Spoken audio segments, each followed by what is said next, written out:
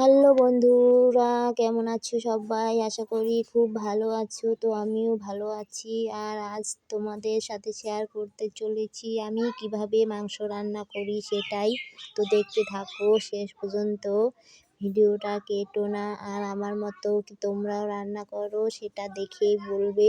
তো দেখো, আমি আদা বাটা, রসুন বাটা, পেঁয়াজ বাটা, জিরে বাটা, ধনে বাটা, তারপর শুকনো লঙ্কার বাটা কালারের জন্য, আর তারপর দেখো হলুদ, লবণ আর কয়েকটা লঙ্কা ফাটিয়ে দিয়েছি। আর তারপর কাঁচা তেল দিয়ে দিয়েছি, মেখে নিয়েছি। এরকম করে মেখে না নিলে আমি রান্না করে এরকম ভালো পাই না। তো এইভাবে রান্না করতে আমার ভালোও লাগে আর খুব খেতেও মজা হয়।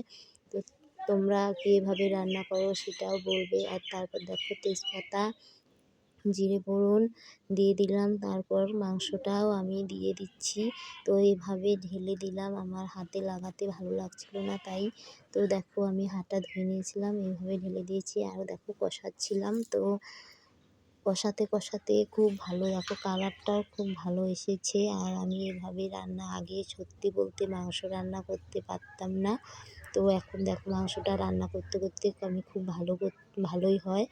আর সত্যি বলতে মেয়েদের এইগুলো করতে করতেই শিখে যায়, যে কোনো মেয়েরাই। তো সবাই এরকমই।